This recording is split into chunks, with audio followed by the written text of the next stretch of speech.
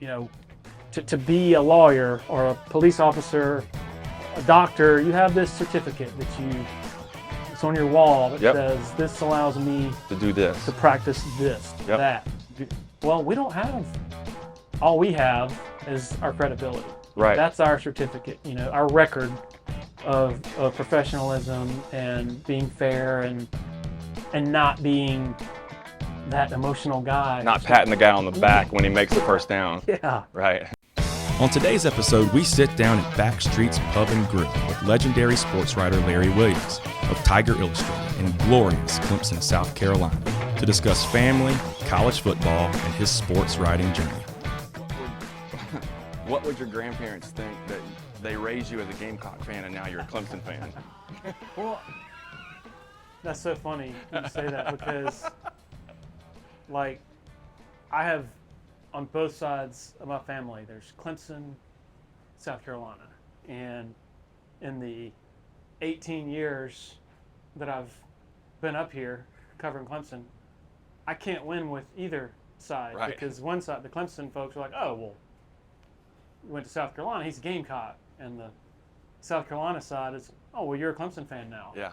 But the truth, which not a lot of people understand, I guess, and some don't even believe me when I say it, is that, I can't be a fan, and that's just not really how I operate, just personally. Like, even if I'm at home watching a random game, if I jumped off the couch and started screaming, my kids and my wife would look at me like I'm crazy, just because I enjoy big time college football. Right. That's really why I wanted to get into covering it way back when, being a sports writer. Right. But I believe for a long time that, if you're going to do it the right way, if you're going to build and maintain credibility, right, then you have to be detached. You can't be emotional about How did you turn, like, as a fan as a kid? How did you, when you started to get into journalism, how did you turn that filter off, I guess, or turn that filter on, I guess, maybe? Was that a slow, gradual process? Like when you were, say, 15 years old and you turned on a random NFL game, what happens to me is I might not have a rooting interest, but as soon as I turn the game on, I'm like, I really want this team to win. And it kind of builds inside of me over the course of the game. Yeah. How did you cut that off? What's weird is growing up, I was fanatical about a number of teams. I remember I loved the Pistons, the Detroit Pistons, the bad boys. Hated Michael Jordan. What a stupid thing. Right. That's right. I loved the Dallas Cowboys. Now it's like sometimes I'll pull for a team in a Super Bowl, or like I'll gravitate to I'll turn on the playoffs and gravitate to one NFL team or an NBA team. Right. But I follow those so superficially now. Like college football just consumes my brain, that the minimal remaining space needs to be devoted to other things like family and and other pursuits. A drum riff. Yeah. But so just sort of giving some background, grew up in Columbia, started until 10th grade I was in Columbia.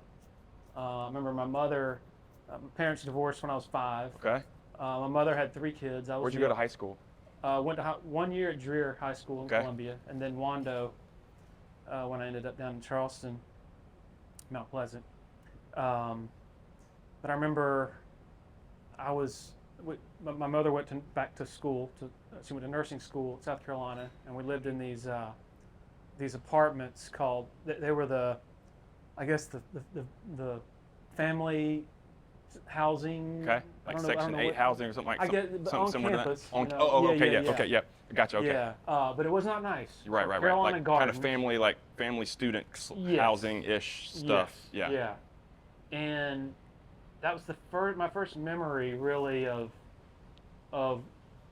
football, like really triggering something in me was then. I was in second and third grade, Okay. there for 2 years, and you could hear the crowd at the stadium on game days, and I just remember like the mystery of it, Right. and the fact that I couldn't really go to many of the games, Right. you know, just it was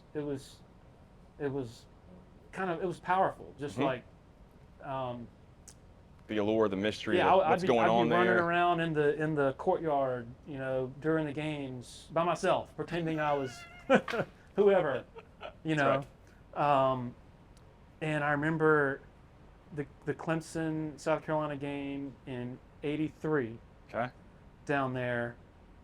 My mother decided she was going to try to sneak me into the game. She didn't have a ticket for me. She was a student, so she and one of her friends and I walked the 1.5 miles or whatever from Carolina Gardens to the stadium, and she ends up sweet talking the guy at the ticket guy at the gate of the student section, and he lets me in. And so it was like we had already won before the game even started, you know. So how old are you then? I was in third grade. Third grade. So I guess eight something years like old. that. So you're 75? You born in 75? Yes. Okay, me yes. too. Okay.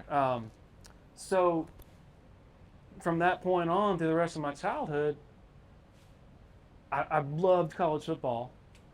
South Carolina Gamecocks football is the only thing that I know. Right. I've never been anywhere else. Right. And so I thought. So it's wonderful back then. Right? Well, I'm thinking this is the best. This is as good as it gets. Yeah. Right? Like, right. there's no other place that compares. Right. Because I've never been anywhere else. And so get to go to high school, barely graduate high school. I was terrible. Yeah. Terrible in high school.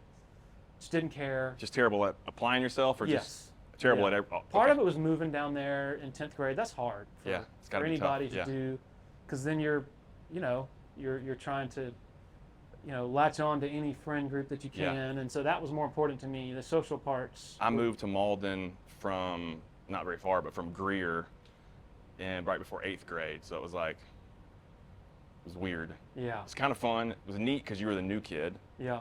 but also not neat because you were the Yeah. new kid. Yeah. It's hard for anybody. It's probably harder for me, just given that, some insecurities maybe that come from a broken home. Right. Your parents divorcing when you're that young, and so not very self-aware. But I joined the student newspaper in I guess it was the 11th grade. What was that impetus like? What was? I love sports. Okay. I wanted to be an NFL player. And then I'm starting to realize I can't make. Did you play football? Did you try to play not- football? Did you did try not. out? I was too small. Too small? Yeah, and Wando's a huge school back then. I wanted to play basketball huge, and yeah. football. Had no prayer at Yeah. either. In hindsight, probably should have played soccer or Right. baseball or something like that, or cross country, Right. Track, long distance running. But I could string a sentence together, and I could do nothing else. I failed Algebra 2. So you were at least self-aware of that talent in you, or is that somebody else saying, "Hey, come in"? It was It was. That's I really cool. realized this might be my ticket to college. Wow. Maybe. Right. Yeah. But my grades. That wasn't the were ticket. really bad. So started writing for the student newspaper. It was called not the Tomahawk, the Warrior, I think. Anyway, Warrior? Okay. I hope my journalism teacher at Wando isn't Tammy Watkins. I remember that name. That's right. She's That's not the only one that watching matters. this. So barely graduate high school. Right. Failed Algebra 2. Failed English with a 60. I think it was like a 69.4 or something. It's crazy. Had to go to night school to get like basically an equivalency diploma. Didn't even really walk. Wow. Somehow. So this explains how you got into Carolina, right? I was about to say, somehow, I remember when the acceptance package came in, my mom even is like, "Oh my, how in the world did you get?" And there are great jokes right now about Right, that. yes, That's the only. I right. doubt I could get into any school right now, including Right, South yeah, Carolina. yeah. But I mean, praise the Lord that I didn't come around during this Yes. era, because I'd be, I don't know, I'd be a selling cars or Right, nothing yeah. against car salesmen, but get into go to South Carolina. I dabbled in broadcasting. I worked for the student radio station, Okay. 90.5. Covered some women's basketball games. I was the color analyst for the Nice. women's basketball team. Didn't know what the heck I was doing. I was totally clueless. I'm embarrassed just thinking about some of the episodes. I had a Is there anything on microfilm or something back there that you could probably find? Probably so. I had a music radio show my freshman year at South Carolina on 90.5. But since I was the low man on the totem pole, I had Saturday mornings. It was from 3 to 6 a.m. That was my time slot. And so, I would go in and I wouldn't exactly behave myself on Friday nights before I went in. Yeah. So, again. So is this early? Is this later, like sophomore, junior, senior, freshman year? Yeah. So then sophomore year is when. So you're drinking a bunch of Busch Lights on the Let's dorm see. hall or whatever. Killian's Red. Killian's Ice Red. House. Ice House, yes. Oh Lord. And then somehow I'm taking friends in there to the studio with me. Come on, man. I'm a DJ. I'm a radio I'm a DJ. Come. And we couldn't play popular music, so it was like, it's like, Fugazi, and I don't know if you ever heard of them, but like alternative, alternative. Yeah. It had to be like alt. It couldn't be the stuff that I liked. Right. But it was still a cool experience. Yeah, But no doubt. Sophomore year is when I went. Are you talking between songs and everything? Oh, like, yeah. And I idolized, in Charleston, there was a radio station, 96 Wave, okay, right. 96.1. They had a guy, his name was the Woodman, and he was this sort of niche DJ who would come on late at night, and he would talk like this, and hey, I'm the Woodman, and that's who I wanted to emulate, so that's who I tried to sound like. I have some tapes that my grandmother, the grandparents that you mentioned to start the interview, the rabid Gamecock fans. they would wake up and listen to my radio show. They'd be like, push record. But I can imagine their eyes and ears because I'm playing like thrash metal. Yeah. Crappy music to you.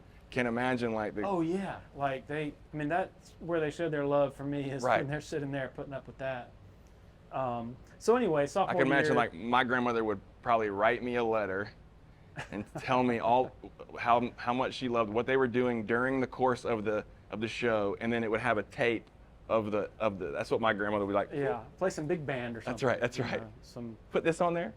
Yeah. But so sophomore year is when I went and joined the student newspaper. Okay. And that's where it's like, okay, this is where. Were you thinking that your freshman year, like, or were you just thinking I'm just having fun, or are you kind of planning like I need to get on the paper? I was thinking I would like to do that. Okay. But I was thinking at the time, maybe I'll do broadcasting. Right. Okay. And you're thinking maybe like sports broadcasting. This is just your first little boom, boom, boom. Okay. Yeah. But still didn't really know. Yeah. Sophomore year, joined the student newspaper. They instantly said, okay, you've got some writing ability, and so they started sending me to football games. And so, but very quickly, to get back to your question, I still didn't really have a grasp of, okay, you have to be professional, and luckily. At that point in time, are you still like, you're still rooting? Yeah, kind of. You haven't even made that connection yet. Right. Like I remember I was on the sideline one game. They were playing LSU, and I think I was taking pictures too, while also writing about the game afterward. And one of our advisors, newspaper advisors for the student paper, was standing right beside me, and like one of the plays comes over to the sideline, and the running back gets tackled and jumps up, and like I pat him on the shoulder pad, and I'm like, way to go. Right.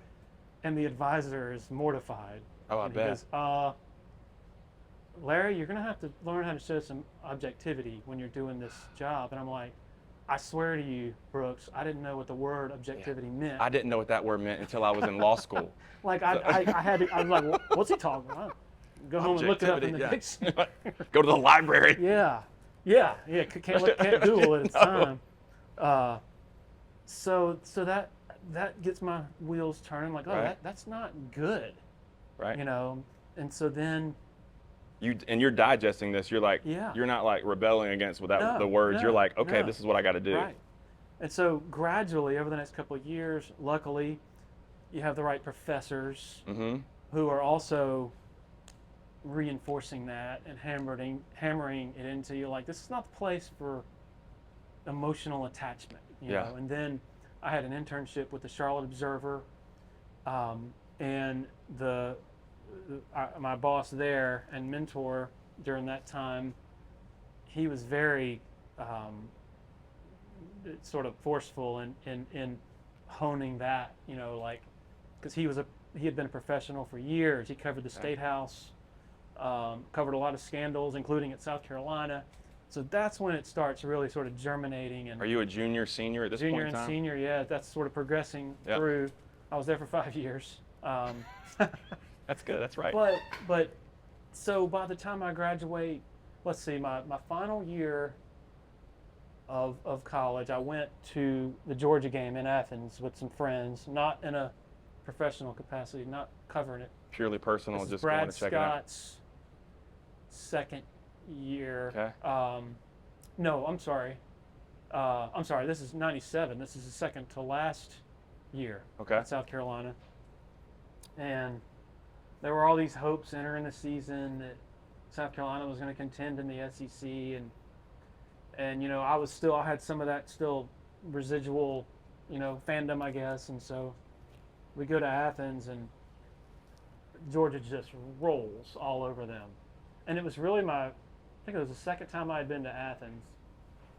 And that's when I start really noticing, wow, this is a pretty cool place. Like, start noticing that there are other. So this was your second time in Athens, or your second time in Athens? I had gone my freshman year, and then I guess 3 or 4 years later. But I started paying attention to more stuff. Right. Okay. I'm a senior. This is my last year at South Carolina, and I'm thinking I'm gonna have to get a job. Because at your freshman year, you're thinking like. Freshman year, it's just like tunnel vision. Yeah, you're just you're not really like looking out like, well, this is a cool place. This is a neat environment, neat stuff. Right. It's more, oh, this place sucks. Yeah. It's not Columbia. Yeah. Yeah. That's right. These fans are horrible. Yeah. And, which I never which really. they are. Well, we can have a discussion on that. I think I always sort of roll my eyes because I think there are bad fans everywhere. Yeah. Even at of Clemson. course. Yeah.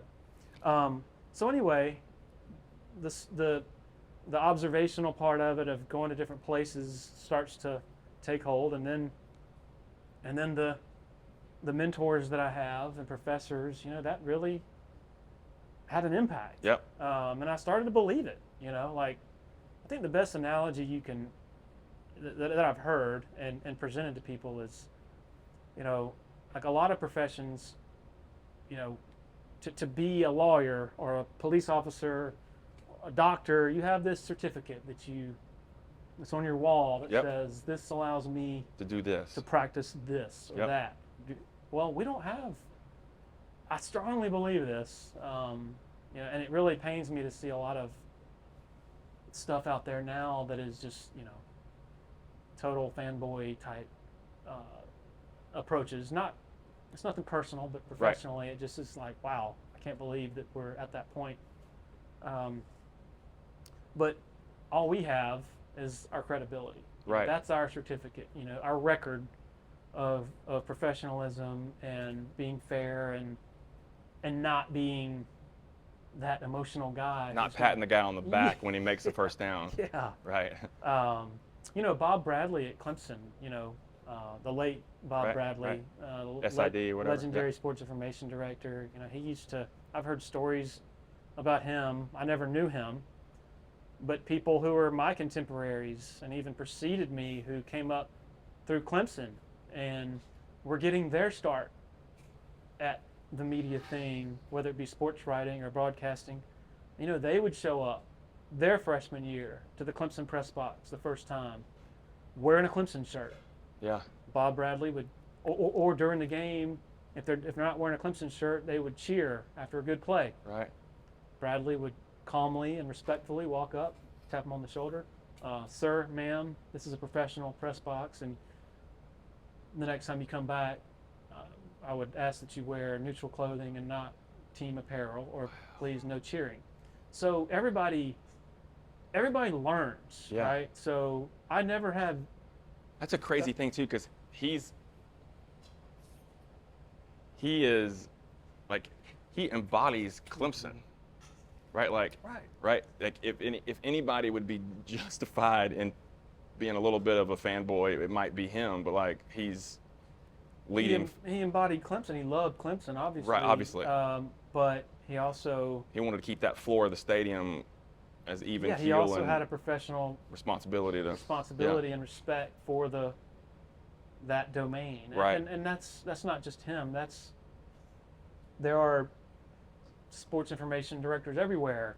Right, of course. Who are paid by the school, who support the school, who nonetheless try to preserve the neutrality and the professional working environment of a press box. And I think it's a noble thing, and I don't think it's an antiquated thing, even though times are different now, because the traditional media sort of framework, newspapers aren't as important as they used to be. Right. That's one of the reasons I'm no longer working for a newspaper, and we can get into that. But I guess fast forwarding to post-college and working professionally. Well, Go ahead. let me get back. One of the things that I found interesting is like the way that you, when I was listening and reading about you, is the way that you kind of intelligently got your first job out of college. So like, what made you go, hey, I should call High Point, or like what made that kind of? Well, just to give the viewers and listeners sort of the backstory, when I was graduating, I really wanted a job at the Augusta Chronicle because I had formed a connection there.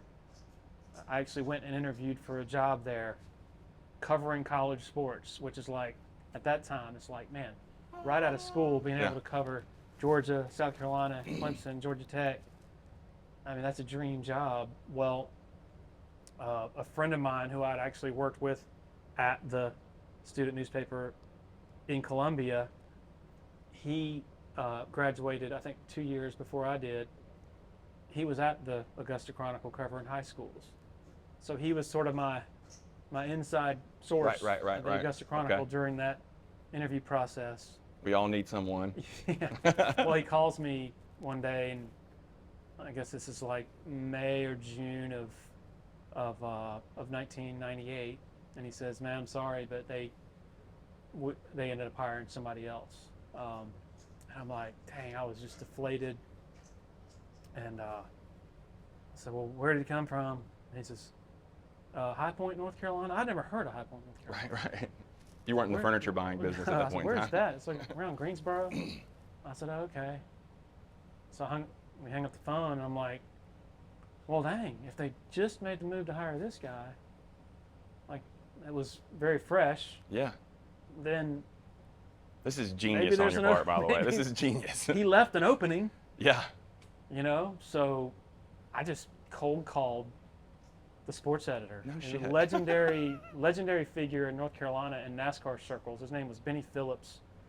Good friends with Dale Earnhardt. Okay. Really good friends with Dale Earnhardt. I think wrote at least one book on Earnhardt. Knew all those drivers, and he has passed away since as well. But so sir, I heard you have an opening, and I don't know how close you are to filling it, but I would love a chance to interview for it. And he says, "Okay, yeah, why don't you fax me some of your clips?" So I guess I have to explain what a clip is and what a fax machine is. And clips are just article examples that I'd written for the State, for the Charlotte Observer. So I was ready, man. Where's the fax machine? We had a fax machine at my father's house. Okay, nice. Yeah, I was living with him at the time. So bam, bam, bam. And I wasn't I didn't know what to expect. Right. So like 20 minutes later, he calls me and he says, "Can you come up here tomorrow?" I said, Wow. "I'm on my way." So he said they had already sort of moved forward with some other person before I called, but I drive up there, the interview goes well, and I'm hired. I go and I rent a house with I'm sharing a house with some guy. I living like a few blocks from High Point's campus, covering Hey, what are you covering there? covering ACC football. Okay. So basically, Wake Forest, Duke, NC State. One of my first assignments was traveling with NC State out to Waco, Texas, to cover their game at Baylor, and it's just Wow. like, wow, they're flying. I'm getting paid to fly on an airplane That's to, so to, cool. to write about a football. Like, it was just magic, Yeah. Now, writing on deadline was not magic because I was not used to that. It was terrifying. I just had no idea what I was doing. Yep. No clue.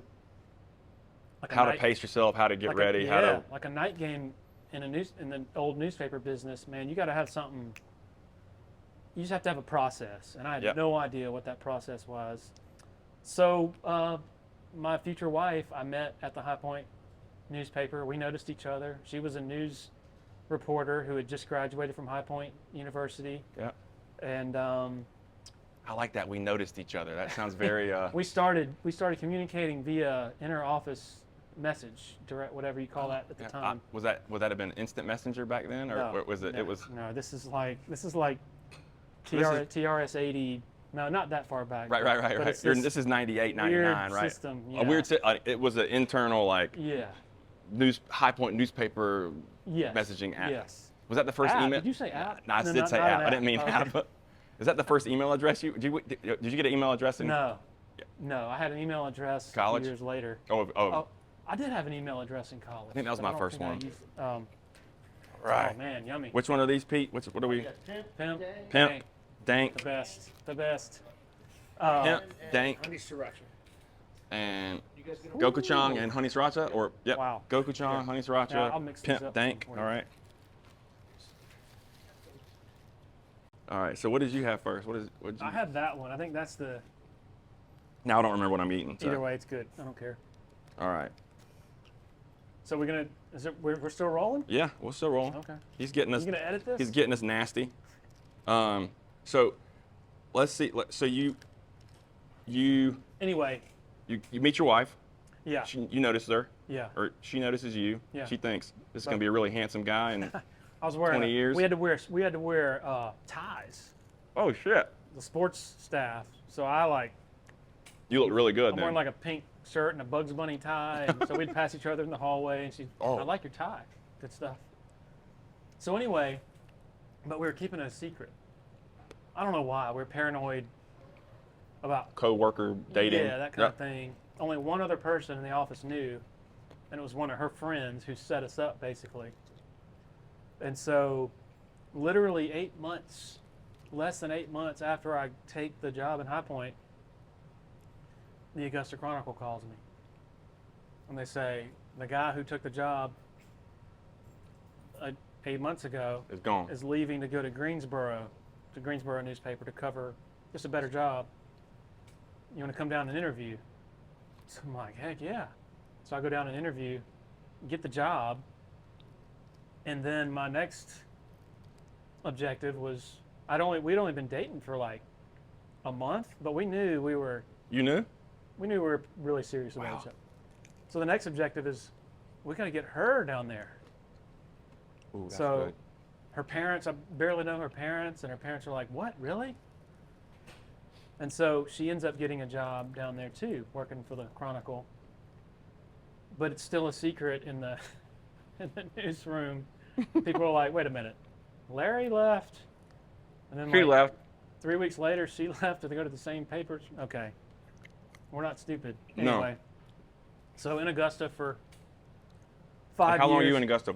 5 years. And that job is you're covering. covering Georgia. You're covering everywhere. You're going. covering, coming up to Clemson, going to Columbia, going to Atlanta, and that is where it's like, you really start seeing other places because you're going to Auburn, Uh-huh. you're going to Alabama, you're going to Gainesville, you're coming to Clemson, And so, Did they have a dedicated person to a specific teams back then, or you were just like the college football guy? The first year, 99 was Lou Holtz's first season at South Carolina, so Okay. they wanted to have somebody really covering that. So that was me. Second year, those first 2 years, I was mostly South Carolina, some Georgia, and then thereafter did a lot of Georgia because that's when Mark Richt got there, and they started to sort of take it to another level. So I was in Athens a lot, and so basically to your question about how long did it take to sort of turn that faucet off, not very long. I think I was on one train of thought about being in Athens senior year of college, and there was all this hope and build up, and they just get squashed, and I'm starting to notice, wow, Athens is a really cool town. Wow, this is a pretty cool stadium, you know, and I'm just thinking, you know, this is a good time to sort of, you know, what I've been being told and urged to do. It's like, you got to sever whatever emotional attachments you have. And so I did that. And so, you know, that's really, after a certain point, it's really not that difficult because you're way more concerned about your career. Right. And your credibility than you are whether or not the Gamecocks win or lose. Similar Clemson wins or to lose. the coaching industry. You Right. know? That's Those true. guys bounce around. That's They true. all went to school somewhere. I never thought about that way. You know, you've had plenty of coaches who have coached at rival schools, but to Right. them it's a job yeah. for the most part. They just pack up that orange and put it in a box, That's or right. that That's garnet right. and put it in a Yeah. box. So you're in Augusta for 5 years. Till 04. 04. Mm-hmm. Do you start, like, what's your thought process? Okay, you're covering all of these teams. When do you start to kind of go to the idea of like, well, I just want to cover one team? That was you nailed the reason that I wanted to come here, and it's a lot of time on the road. Right. Oh yeah. I'm traveling everywhere I go. Uh-huh. And that's not just to games. That's the press conferences Monday, Tuesday. I would go to South Carolina. I would go to Columbia for a Monday press conference.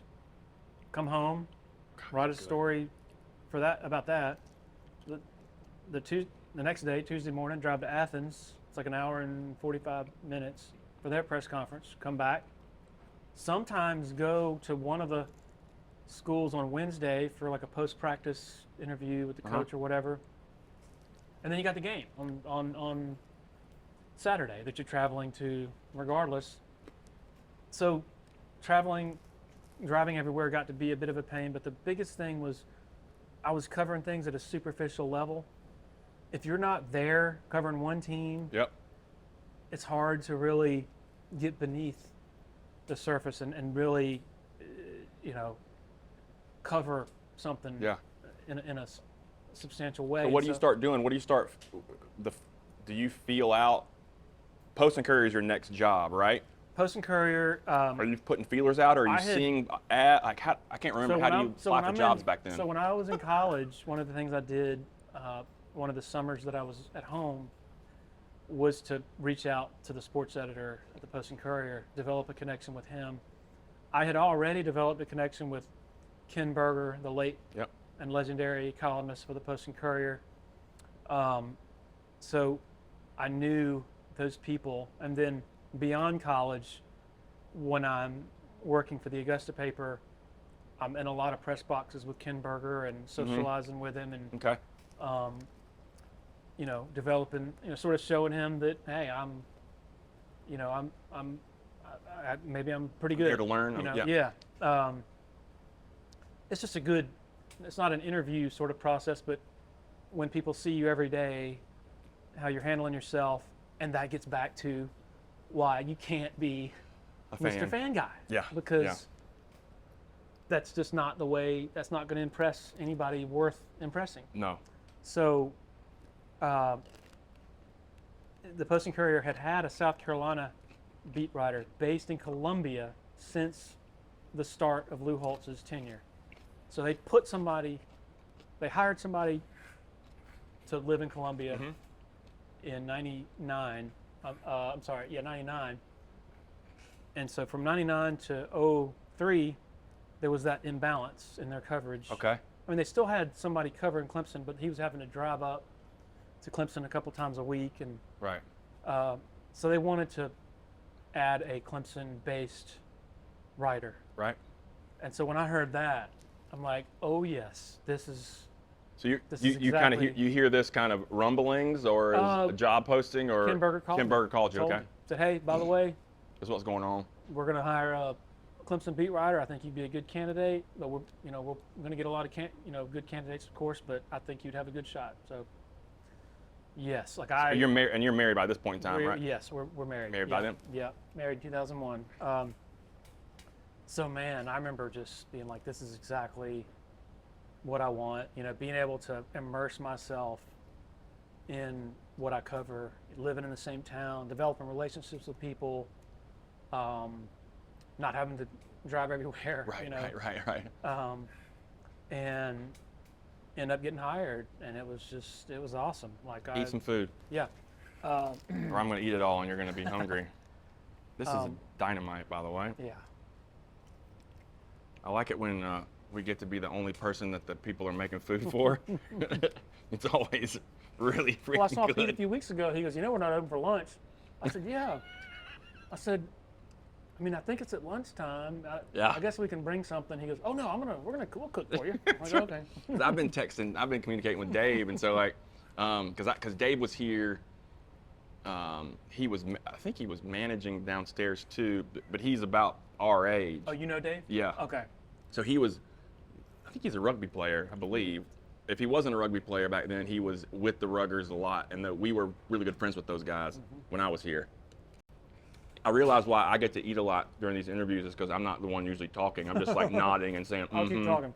So No, you're fine. I'll eat some more food. get the job. We had just bought a house in Augusta. Literally Very nice. 3 months earlier, I think.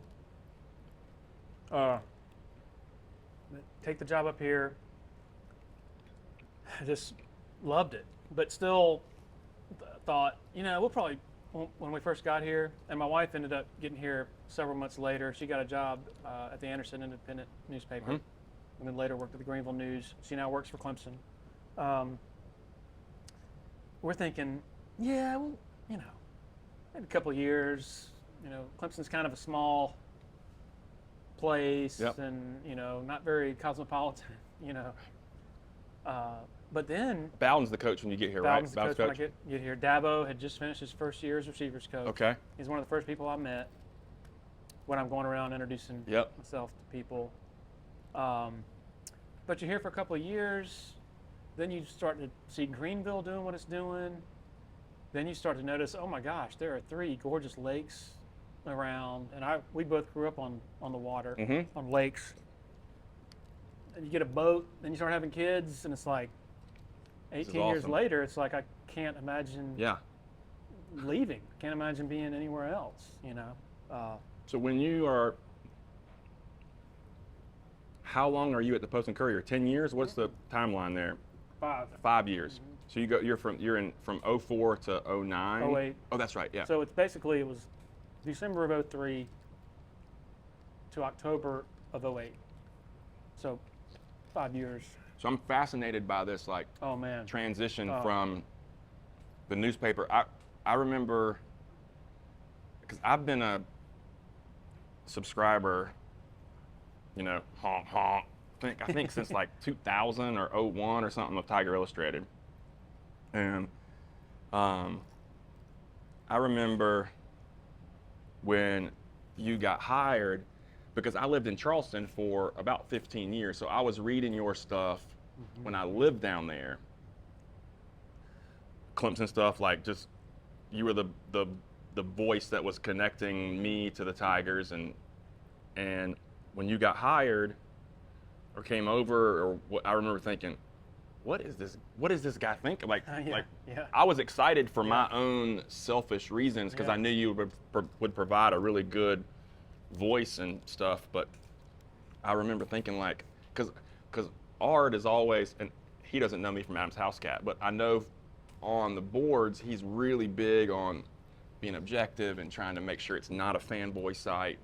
And even though it appears to be from the outside until you read the actual content, right? But like when you came on board, I was thinking, partially, what is this guy thinking? And then I'm excited because of what you can provide. So just break down those decisions and like what all went through all that. Yeah, it's you know, pretty wild because I am a newspaper guy at heart. You know, I thought I would always be you know, in newspapers. Had I started in the 70s or 60s, I probably would have spent all my life in newspapers. But I started to notice, like, you know, I had a blog back then with the Post and Courier. I don't know if you. Yep. I started it, I guess, in like 07. And back then, it's just basically like something for me to talk about. Oh, this is a new restaurant that I stumbled on the other day, or here's something I was thinking about the football team that I didn't cover in the article today. Well, so then tell me about And it was kind of you were free to do whatever you really wanted to on there. Yeah, it was just whatever. Just break out the computer and boom, boom, boom, boom, and be done. And so, you know, things are progressing in general toward this more interactive way of communicating. Right. You know, with the way everything was going at the time. And then I'm looking at the numbers of hits that I'm getting on my blog, and the numbers are going up, up, up, up, up. So I'm like, oh, this is great. You know, I'm getting a lot of readership of my blog. But then I start to think about how many of these people are actually paying for my newspaper, paying my salary. Yeah. Probably not many. You know? So then the summer of 08, I started to just think about, you know, even back then, there were some sort of ominous signs in the newspaper industry, not nearly as bad now as they are now, but you had things like furloughs and, you know, hiring freezes and things like that. So then I'd look over at, I'm sort of looking at the other options for a fan, for somebody like you. You know, you look at Tiger Illustrated. It's like, okay, these people pay $10 a month. Yep. And they are able to interact with each other on this message board. They're able to interact with the staff. Yeah, this was just really cool. There's a relationship you're able to develop there. Yep.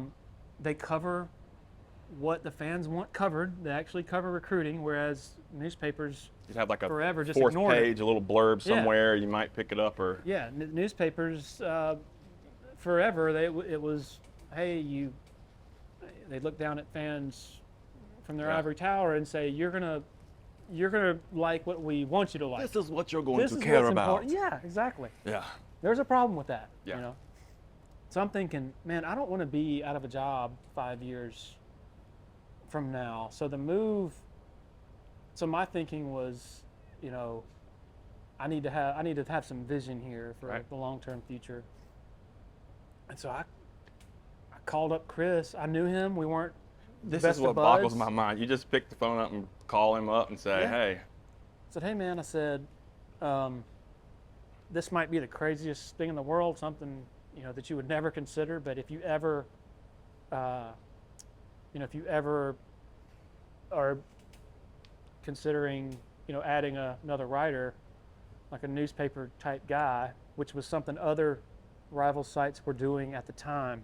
One or two, three I remember other places. Orange Bloods, the Texas site, hired Chip Brown from the Dallas Morning News, and that was a big sort of like development. You're right. The Tennessee Rivals site hired Chris Lowe from the Nashville Tennessean. He was there briefly before ESPN hired him. But so those developments got me thinking, like, you know. So he says, oh yeah, I'm all right, thanks, man. Yeah, I'll let you know. We might be in a position to do that at some point. So I said, okay, yeah. I said, I'm also maybe going to call around to some of the other websites too. I didn't say that as a threat or a bargaining ploy. I just said it just to be honest. Right. Full disclosure. So about 2 days later, maybe 1 day later, he calls me and said, let's start talking. By the time he crunched the numbers, Like I imagine him hanging the phone up going, what is he talking about? And then like 13 seconds later being like, let me plug this into my spreadsheet. Yeah. Yeah. I'm sure he's got one. So, right when Dabo became interim coach is when I went over. And best decision I ever made. Yeah, no doubt. And another layer of this is Ken Berger, who I great friend forever. He was not happy with me. Oh yeah, The sports editor, not happy. To them, and they're old school newspaper guys, to them it's like, you're going to a website? yeah. I mean, basically almost kind of spitting in their face, Yeah, like kind a of. fan site, you're lowering yourself to that. What are you thinking? It was just like, it was so out of left field. And so I did not leave there on great terms. You know, Right. I mean, but I felt like it was something I had to do to preserve my stability for the future. Now, it should be pointed out that, I said I wanted to make sure I'd have a job in 5 years. Here in 2022, they still have Right. Clemson beat writer. Right. But I have good reason to believe that Clemson beat writer is making the exact same thing I made in 2008. So, Yeah. it was a good move. What was the press box like the first game? Oh man, with it was at with Boston your- College. You That was- remember the game? You Oh, never- absolutely. It was Dabo's the first win that Okay. he had as interim coach. And I had known for a couple of weeks, but it was announced, I guess, like the day before the game at Boston College. So I knew when I walked into that press box, it was going to be like, oh. And it was. So this was the day before the game is the first time all your folks would know that found out that I was going. that you were going. I was still You're working still for the posting Courier. Ah, okay. But they knew I was going. And it was just like, congrats, I think. It was real Wow. sort of strained. Not that I wasn't mad at him. No. Of course not. Everybody has an opinion. That's Yeah. fine. I felt like it was the right move for me and my family. And I'm certainly not one to say I told you so. But I feel like 14 years later, I have the best job in sports media No doubt. because, again, our model is based on loyalty, longevity, relationships with our subscribers.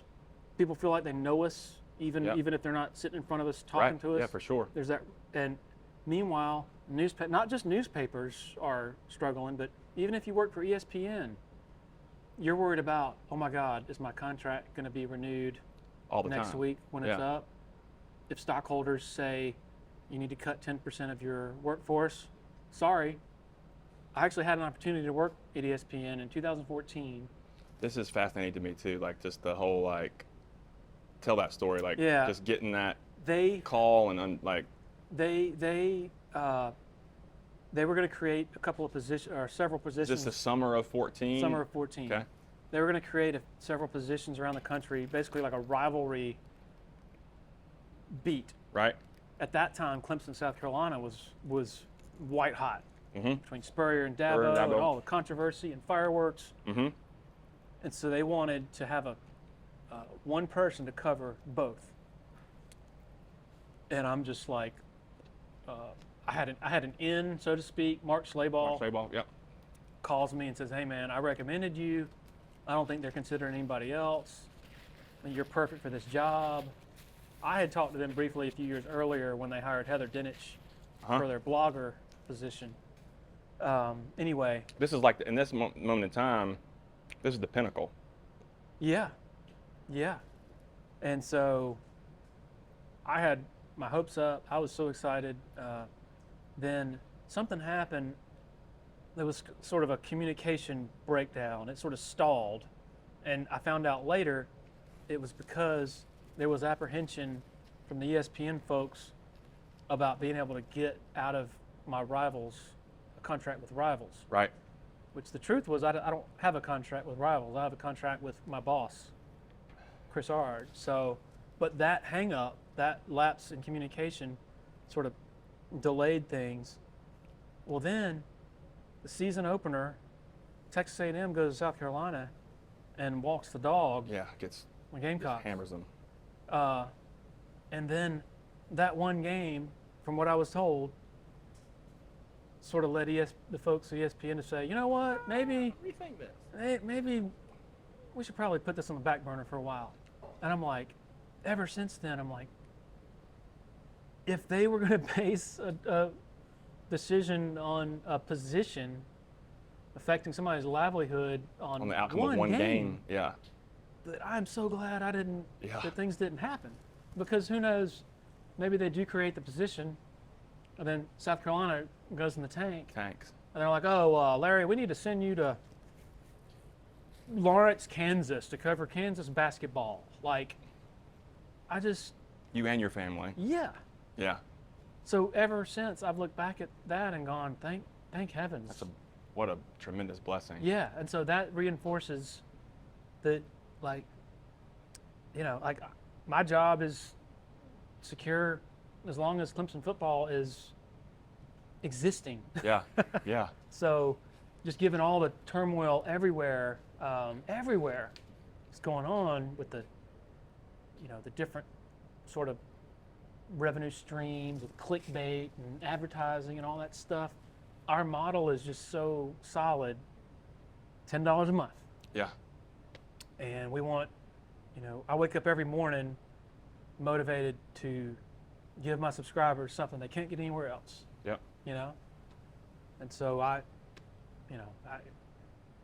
it's the best decision I ever made, for Heck sure. yeah. Professionally. Yeah, and in hindsight, it's really, really great decision. Yeah. So there's a couple things I'm interested in, like this interview, my goal is to try to get like people's kind of origin story, kind of like where they came from, how they get to where they're going. And with you thinking about some of this stuff, there's some things that I'm interested in, like what for you, what was the hardest thing that's happened over the last, I don't know, 20 years, 25? How long have we been grown-ups? Well, probably 5 years for me, but how long, like what is through this process, what's been the biggest kind of hurdle to get over? Professionally? Yeah. I just like the fact that you remember exactly the football game that's Boston College. That's just like it's ingrained. crazy. I can't. I've always marked time with football. Of course, right? Yeah. Like, oh, you know, 2004. That was the year that Clemson was supposed to be good, and they weren't. You know, Yeah. They were 6-5, whatever, or the brawl year. Yeah. I've always marked time that way. The hardest thing professionally that I've had to get through. Let's see. That would probably be in 2010. This is Dabo's second full season. Okay. And things were rocky. You know, things were rocky in 2009. You know, they started that year 2-3. Yep. And so when the product is not good, there's going to be criticism. Yep.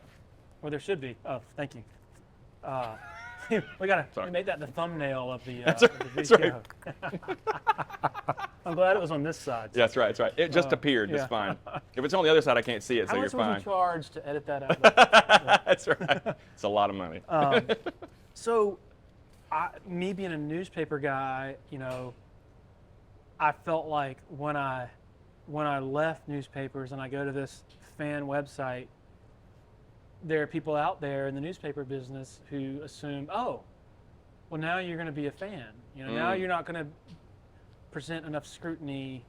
You know, you're going to be more supportive, blah, blah, blah, blah, blah. And I'm like, no, I'm not. Right. I'm going to do the same Yeah. job I've always done.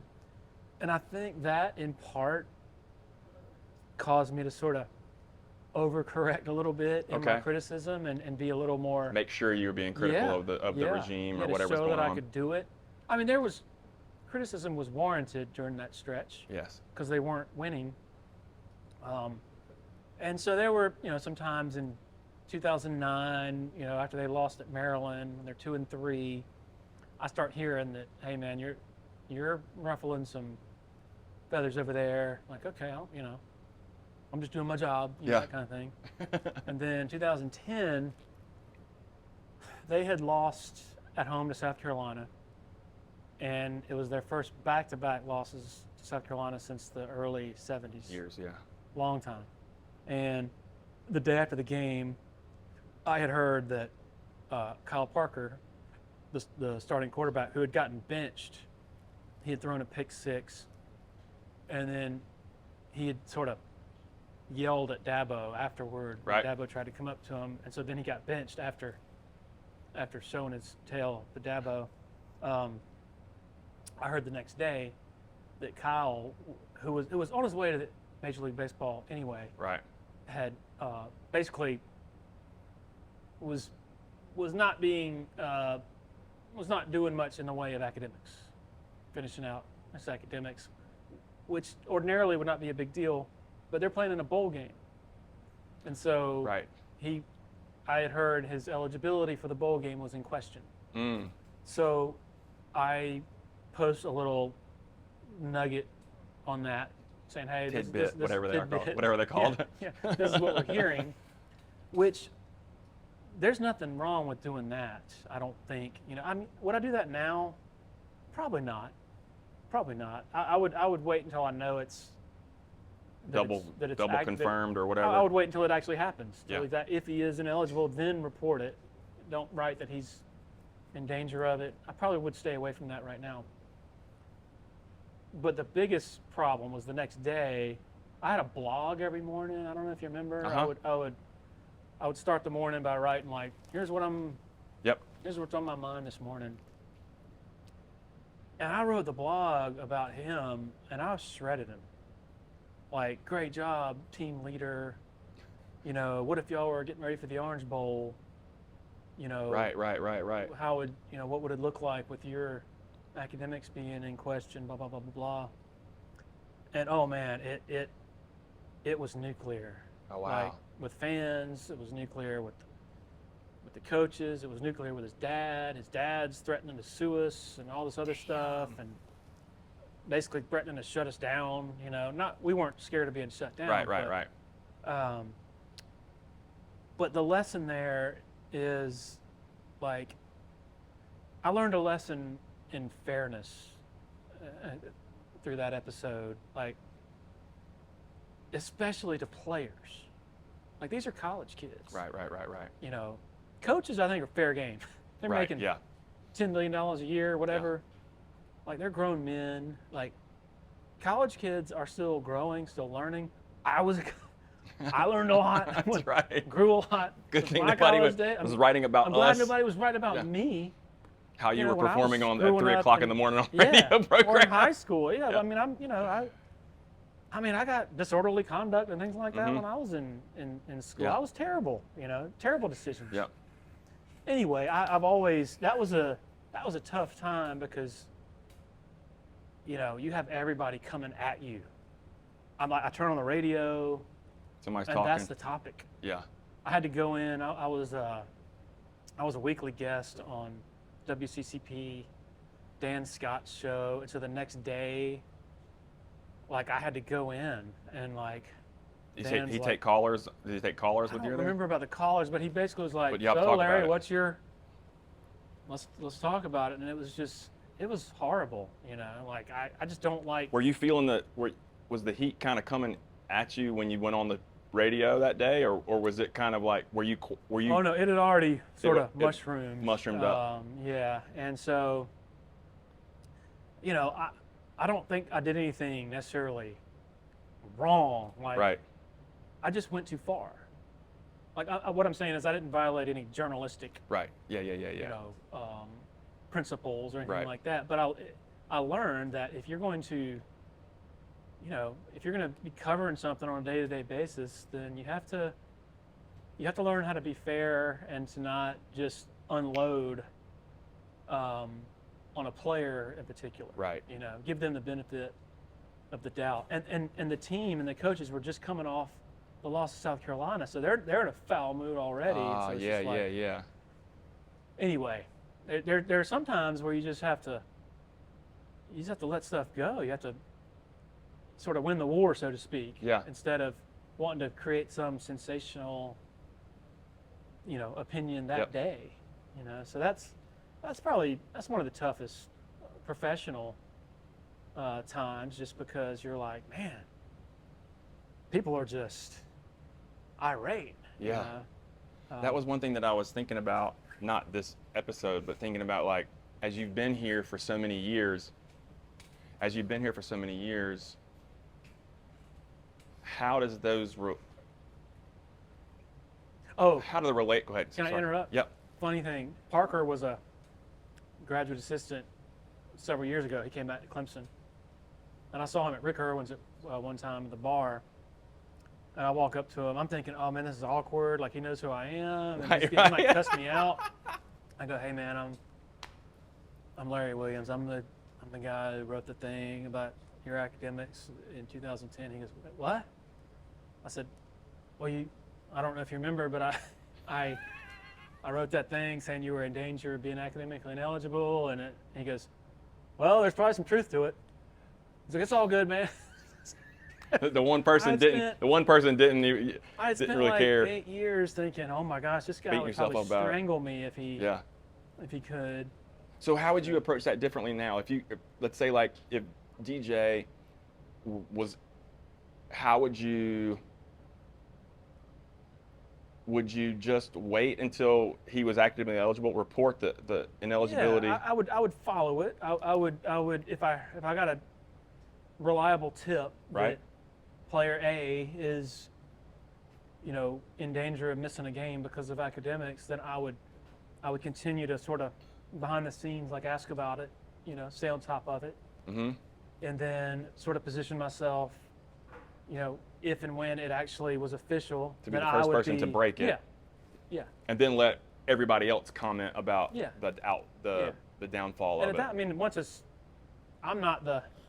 I'm just the messenger at that point. That's right. The news is the news. Yeah.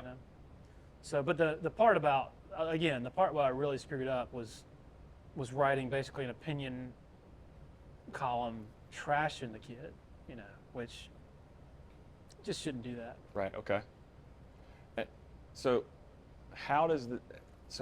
when you're building these relationships with everyone now, you've been here for years and years and years and years and years, do you find it difficult to still pull out a sword when it's needed, or does that even cross your mind? The thing is, Brooks, is that over the last decade with the football program, when has a sword been warranted? That's right. It's true. It's like, some people might say, "Oh, Larry's a homer now," when he was a legitimate journalist before. Well, what has changed? Well, let's look at 2010 when they were 6 and 7, in the last 10 years when they've been at or near the top of college football. I've dished out a little bit of criticism of basketball, over the years. Last season, the offensive scheme, I wouldn't just blister him and say this guy's a bum, this coordinator, because that's not fair. I don't believe that. Mm-hmm. But you say, man, it seems like things have gotten kind of stale on offense, and they need to maybe freshen things up this offseason. I've said that Wes Goodwin, the choice as Brent Venables' replacement, that 80,000 people in the stadium, 779,975 would not have been able to recognize. No way. Wes had he appeared in front of them, and that it's a unprecedented experiment, which it is. Like, there's I can't think of a prior comparison in any sport that is like this. somebody basically in the closet comes out and is like, hey. But I'm not saying it's a bad decision, because in my opinion, Dabo has earned credibility. Yeah. He has way sufficient money in the bank based on previous unconventional decisions that he's made. Tony Elliott and Jeff Scott in 2014, I said at the time, why don't you take that money, that $1.3 million that you're paying Chad Morris, and go out and hire a seasoned veteran who's been through the wars. The Brent Venables hire wasn't really regarded at the time as this slam dunk. Chad Morris was like, I liked the hire at the time, but he was still 1 year removed from high school. My point is, even with this grand experiment of promoting Wes Goodwin and Brandon Streeter, like, there's reason for questions, but is there a reason for me to sit there and go, oh, this guy's lost his mind? No way. Yeah. So if that's the sword that you're talking about, have there been some things that Dabo's said over the last couple of years maybe he shouldn't have said, maybe he said the wrong way, and that I've said, yeah, he probably could have chosen his words better? Yeah. But am I blistering him and burying him like Stephen A. Smith or Shannon Sharp? No, because I have a problem with that type of sort of shotgun, sort of shoot from the hip journalism or hot takes based on a soundbite that you see when you're not at a press conference and you don't have the total context. You don't call Dabo and say, hey man, give me the, sort of the background behind what you just said. The relationships aren't there as much nowadays with the national guys who are the commentariat, I guess you could say. Like, it's kind of disturbing because the hot takes now are such a commodity, and so it's this performative thing now. You just pick a side and we go with it. You don't believe it at all. I don't even believe it. Yeah. Like Paul Feinbaum, I don't know how much money he makes, a lot. But I would not do that if I couldn't give you my honest opinion. Right.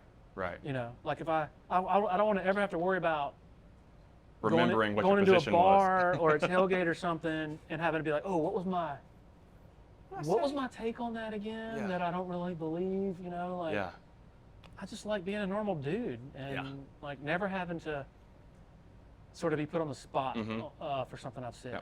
Just be honest. Yeah. The other thing I was wondering about, what's game week like? Tell me about your process for game week. Like, how does that? Game week is actually August camp is the biggest grind of the year for me. Starting August 5th, next week. I guess I don't know when this airs, but anyway, early August through late August is just when it's every day. That's really sort of our selling season when people are subscribing and so the demand for content is at its greatest of the whole year. Once the season starts, it's almost like not a relief, but it's you're just able to settle into a more structured groove schedule. Mondays, I'm working every day, but I'm not working 15 hours a day. If that makes sense. Right. So Mondays, press conferences over there with players and coaches, late morning, early afternoon. Tuesdays, Dabo's press conference. When are you writing like this, like the schedule? But like what you get up on Monday morning? I'm thinking what I'm thinking about when I was thinking about this. I was like, what does your week look like? Like you wake up on Monday morning, or you go to bed on Sunday night. You've consumed all this stuff. You probably you've released all your shit on Sunday, right? And you go to bed Sunday. You wake up on Monday. What is that? I'm not the most organized person. Like I do keep a legal pad of ideas and things I'll jot down. And so I'm organized in that respect. But I have found that 9 times out of 10, the idea that I have for that day, it comes to me when I wake up. Okay.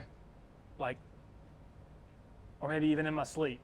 Are you intending when you wake up, say Monday morning, to start writing? Do you sit down and write right away? So I'll usually, I'll get up, usually pretty early. I'll read 9:30, 10 o'clock in the morning, pretty early, right? How long have you had kids? No, yeah, that's right. Yes. Usually like 5:30, 6, something like that. And I like reading, what's going on around the country, stuff about other teams. So you're consuming like some David Hale and Yeah. stuff like that, trying to reading the people who cover Alabama, Georgia, and usually something will trigger when I'm reading about other teams. Like, oh, I wonder. It just gets my wheels turning. Yep. So then I'll go walk the dog, and I'm thinking about it. Then I'm like, most of the time I'll be like, okay, I think I have a pretty good idea. Eat breakfast with the kids, take the kids to school, and then on the way home from school is when I'm like, all right, I think I have a pretty good idea. the way home from school in the morning, right? You've I'm dropped sorry, them off. yeah, Yeah. Okay. in Yeah. the morning. So press conference, I usually have to be at press conference at like 11. So usually during the season on Mondays and Tuesdays, between 8:30 and 10:30 when I leave for the press conference, Yep. I'm already writing. I've got, more often than not, when I leave for the press conference, I've got what I've written for that day done and Okay. sent. So again, what I said earlier, our job is differentiating ourselves from everybody else. Right. So if I go to a press conference and write what everybody else is writing, if that's my story for the day, If it's just a bunch of clips of sound bites, then it's yeah. So Yeah. my job usually at these press conferences is just to filter, okay, this person said this on the message board. We usually have a running file of these are the notable things Yep. that were said today by this coach or that player. Same thing Tuesday.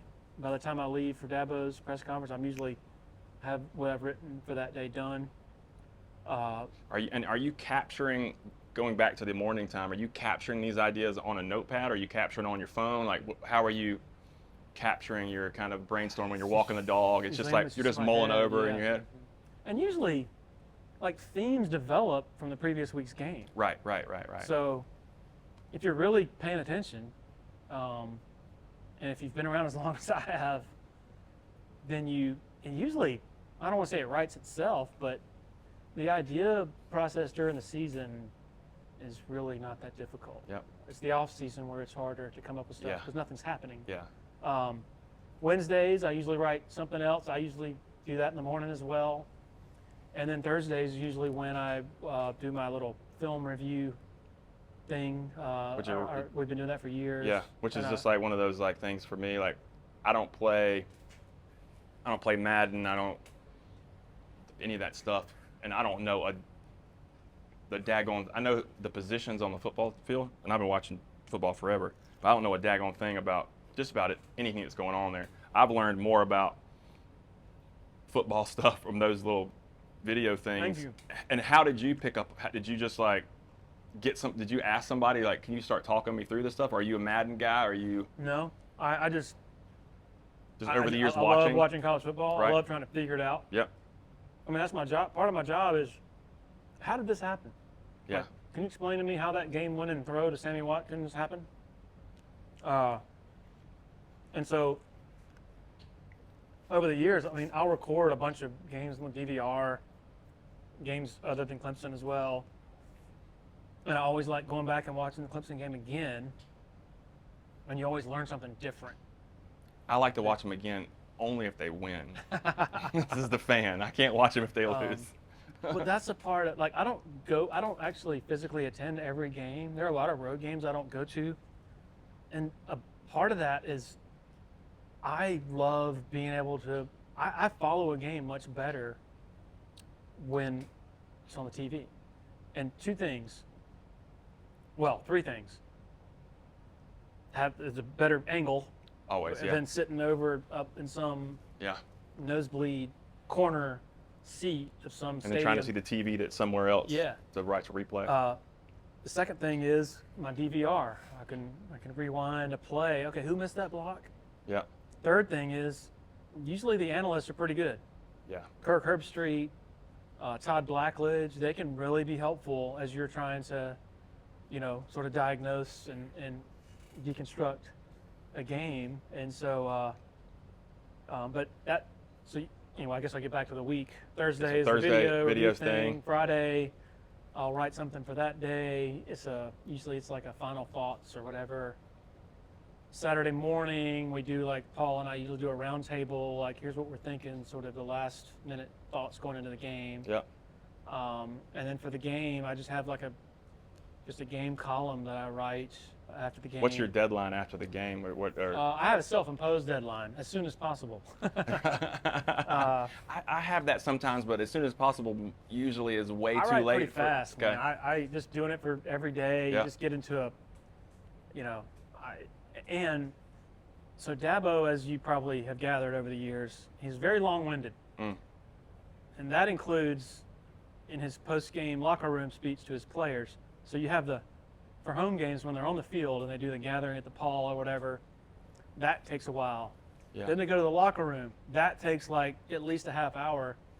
And so when I'm sitting up in the press box before I go down to his press conference, I know that I have 45 minutes to knock out some stuff of idle time. Yeah. And that's not even counting.